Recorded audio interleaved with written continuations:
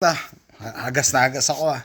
So, ano ngayon? Bigyan ko kayo ng kwento, backstory.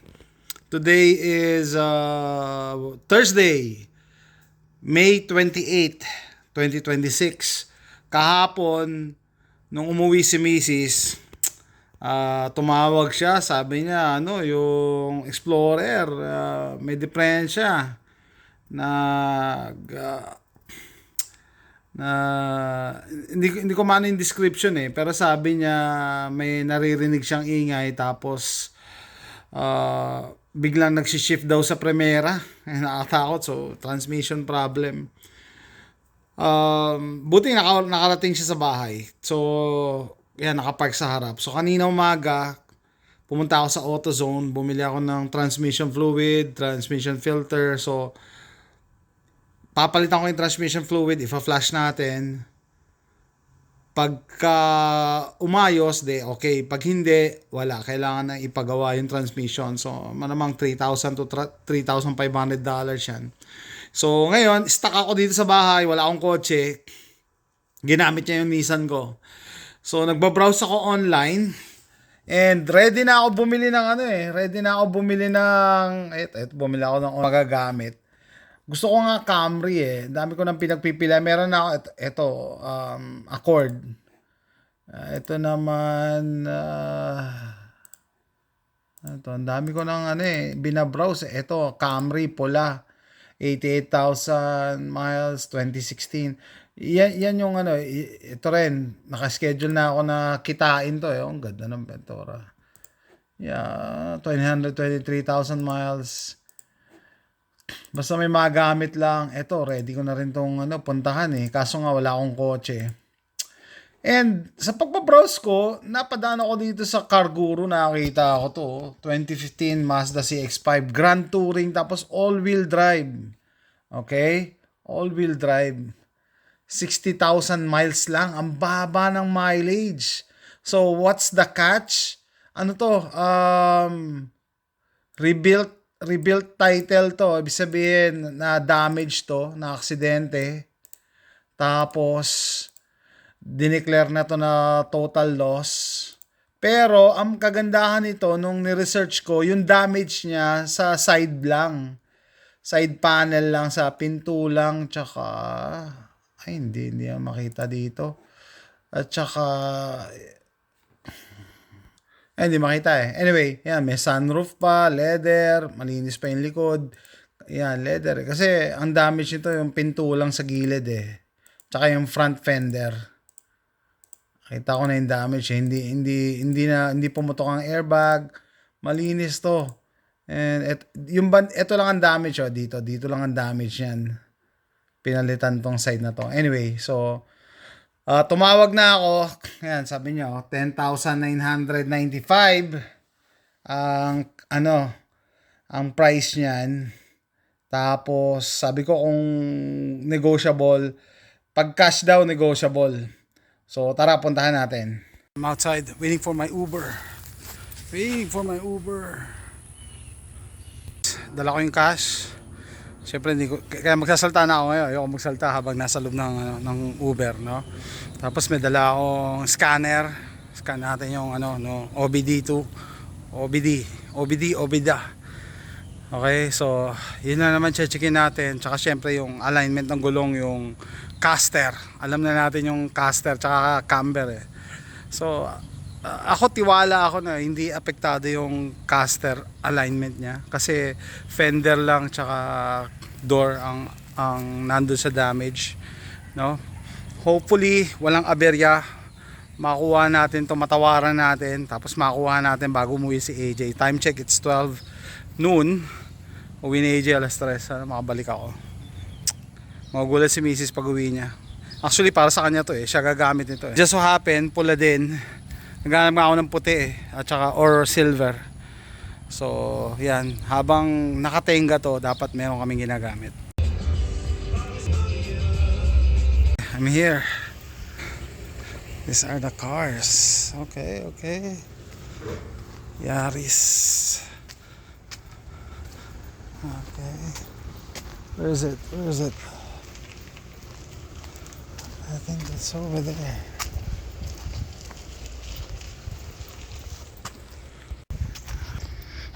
ticket. Yeah. Wow, Benz. Yeah, this is the Mazda. Okay. Okay. CX-5. Leather seats. Okay. Okay, from the this was the damaged part. Okay, not bad. Okay, of course.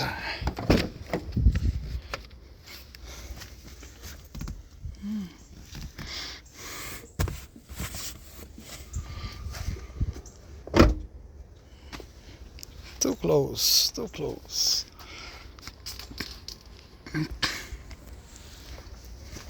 Look at the tires. This is the key if you want to turn on. Okay, there. Scheduled maintenance due. Huh? What is that?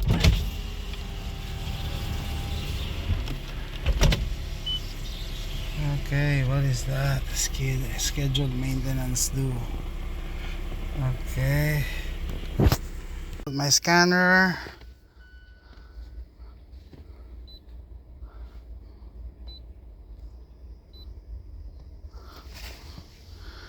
Okay. Let's see what's going on. Confirm. Read codes. The vehicle has no fault codes. Okay. Escape. The other ECU. The vehicle has no fault codes. Huh. Okay, mileage confirmed 60,000. Okay, I'm just concerned about this vehicle scheduled vehicle, so they haven't changed the oil. So I need to do that. Daw niya. So inalis yung dalawang ko. They removed the two cars in the front for me. But look at the tires. Wow, there's a new tires.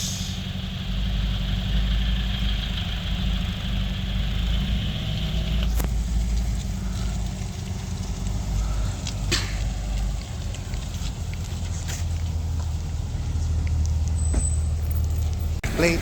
Okay. Yeah. Do it later. Quiet engine.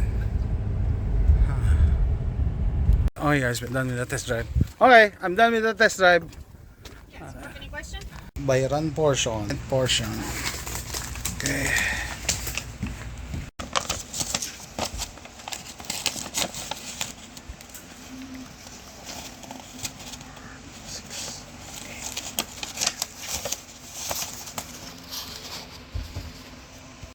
Okay, the car is mine. Very fast transactions. I like it. I like it. I like it. I like it. This is mine. So instantly I have a plate. That's my plate at the back. See the plate at the back, at the front. Okay, I have plate. Time to go. Time to go home. Yes. Let's go. Do some oil change. Okay guys, yan, ito. Drive ko na pa uwi. So far, kasi kanina side street lang kami nag-test drive eh. Ito sa highway, ang ganda pa rin tumakbo. Galing, 60,000 miles eh. Tapos naka all-wheel drive system. First time kong makagamit ng all-wheel drive system. Kapit na kapit. Yun dati namin yung Ford Expedition. Magsuswitch ka para mag 4x4, no? Ito all the time, all-wheel drive. Kaya hindi mo mararamdaman na nag-i-slip yung front.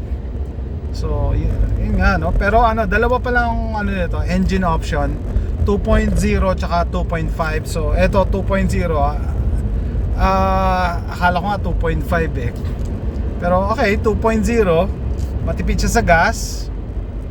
Mas maliit pa yung makina niya as compared sa Explorer. Yung Explorer is 2.3. Ang problema sa Explorer, malaki yung body, mabigat. So hirap na hirap actually ang ang maliit na engine dapat doon na V6 eh. 2.3 siya tapos naka-turbo. Kaya yung turbo. Kaya ako guys, paalala ko sa inyo, wag kayong bibili ng naka-turbo. Maganda na siya pakinggan, maganda raw performance, pero it's another thing na pwedeng masira eh, yung turbo. At nako, pag nasira yan, magsisisi ka, ba't ka bumili niya? Parang yung yung Expedition. Kaya dinispatch ako ng Expedition eh. Kasi siyempre, tumatanda na Expedition, may turbo siya. Yung turbo na Expedition, para ma-replacement, kailangan ihiwalay mo yung chassis sa katawa, yung chassis niya, tsaka yung frame. Nako, hindi mo kayang gawin yun sa bahay. Kailangan paggawa mo sa dealer yun. So magpalit lang ng turbo, thousands of dollars. Probably 4,000, $3,000 to $4,000. So eto, this is perfect. Yan, nagulat nga ako eh. Ready to buy na talaga ako. Actually, kagabi, ready to buy na ako eh. May nakaabang na ako na na Toyota Camry 8,500 ang benta niya.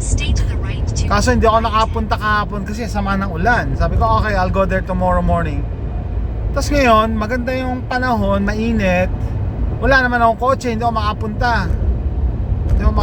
Kaya nagbabrowse ako kanina. And then siguro blessing na din talaga na nakita ako to kasi ganito talaga yung gusto namin eh. Unang-una, gusto namin mag Mazda CX-5 kasi ito yung isa sa mga hidden gem ng car industry, no? Ibig sabihin, maganda yung reliability niya, kasama siya sa top 10, pero hindi siya kasing mahal ng RAV4.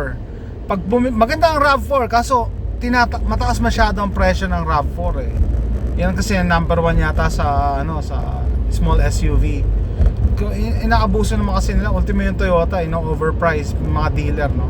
Kaya sabi namin 6.5. Ngayon, madami na nakakaalam ng Mazda CX-5. Kaya unti-unti na tumataas, pero at least nakuha ko at a good price kasi nga siya, bargain, rebuild kasi. And then okay lang para sa akin, dahil ako nagdi-DIY ako ng kotse, para sa akin okay lang naman bumili ng rebuild. May pros and cons. Ang pro, makakatipid ka talaga, ang laki ng kamurahan. Ang con, walang warranty, syempre. Tapos hindi mo siya pwedeng i-comprehensive insurance. Syempre hindi yan i-insure ng insurance ng mahal kasi mura lang yan eh. Mura na bumagsak na value niyan eh kasi nagkaroon ng damage. Pero yun nga ang pro kasi malaki matitipid mo. So siguro kung ito nakuha ko ng binibenta nila 10,999 tinawaran ko, sabi ko cash 10,500 daw. Sabi ko pwede ba sarado 10? Ayaw nagmamadali ako, tsaka gusto ko rin naman talaga yung kotse. Okay na, 10,500 plus tax, title, umabot ng 11,400. Sige, okay lang, nagmamadali ako, pero bumili ba ako doon sa process, ang bilis. Wala pa yata kaming 30 minutes doon sa loob ng opisina ng babae ni Karina. Mga Lebanese sila Lebanese. Ang bilis ng process. Tapos meron na ako agad na ngayon sa panahon ngayon, meron ka ng metal plates. Wala lang akong sticker. So yung sticker hintayin ko pa daw ng 3 to 4 weeks. Kaya pag na-stop ako ng police, meron na ipapakita na bagong bili to. Okay? Tapos kanina, bago ko umalis doon sa lot ng dealer, pinasok ko na siya sa Progressive sa insurance na wala akong problema. Pasok na, okay lang. So yun isa sa mga cons ng buying ng rebuilt or salvage title vehicles. Ang pinakaiba ng salvage title, ganito yan. Pag yung kotse mo na bangga, grabe ang sabi ng insurance, ay kasi paggawa namin yan, de-declare na lang namin yan na loss. Salvage yan.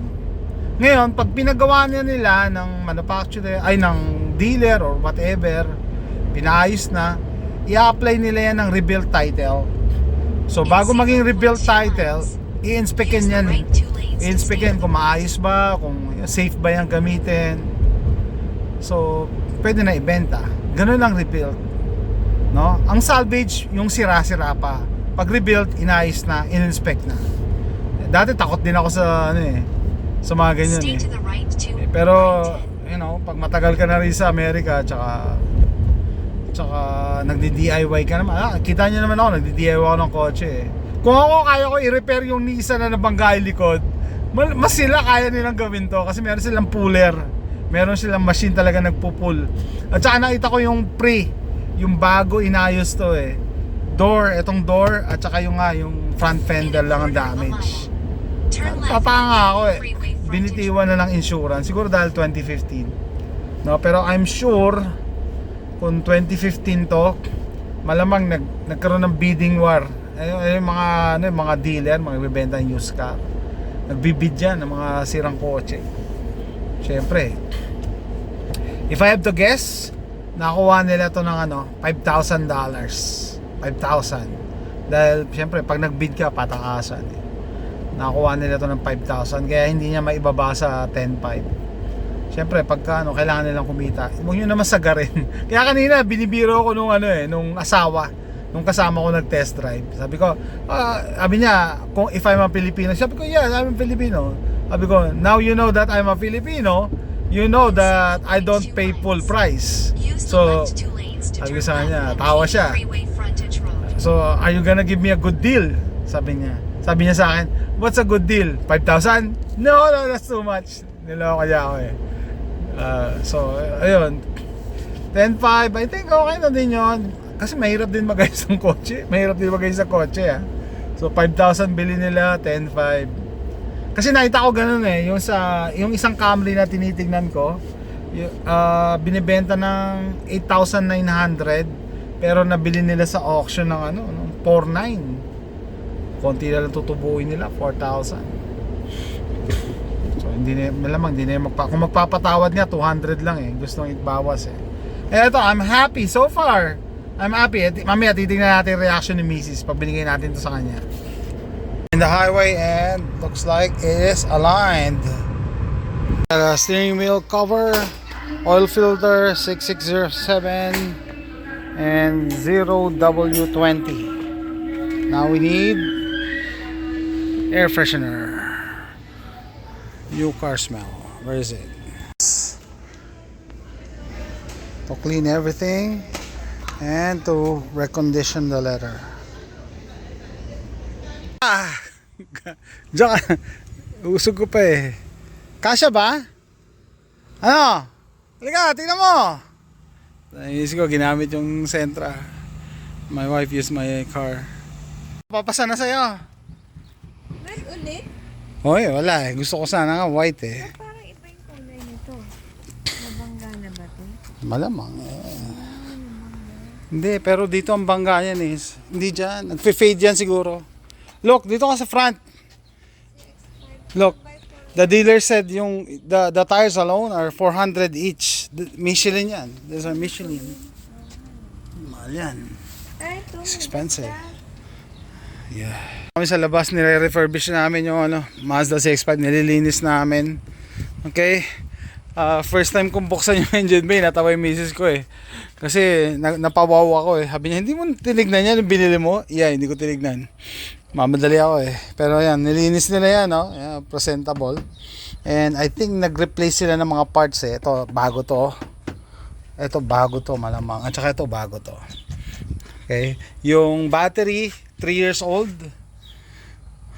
Papalitan ko yan. It's not bad. Tapos yung oil level sa brake, 3 ang number niya.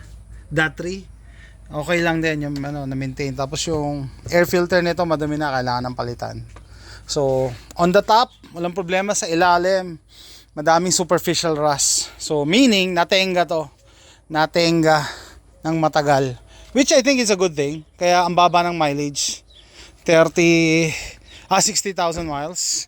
Tapos, gusto ko yung gas tank area niya, gas cap. May lock. Okay? Ayan dito. Bakit ko nasabi yan? Yung mga Ford, mga bagong Ford ngayon, walang lock. So basta bubuksan mo lang. Ang problema doon, nawawala yung seal. Pwede sumingaw. Oh, speaker natin, oh, Bose. Ito yung high-end touring version nung panahon niya. So yan, naghahanap ako ng project car. Ito project car sa ilalim. Madami akong kailangan linisin at palitan. Kailangan ko rin palitan siguro yung suspension nito and everything. Pero yun, madali lang. Ang pinaka-importante sa akin, engine guys. Engine and transmission. Kasi hindi ko pa alam, hindi pa ako maalam ayusin yan. Tsaka wala akong gamit. Kailangan mo ng hoist. Basta, masalimuot yan eh. Kaya, everything else, maski alternator, kaya ko na yan palitan. The rest, kaya ko na. Basta yung engine and transmission, solve na tayo dyan. I think this is it. Naglagay kami ng armor all, tsaka leather conditioner. Yan, ganda pa naman pagka-leather eh. Tapos nagpalit na ako ng steering wheel cover. Gray, mukhang bagay ang gray.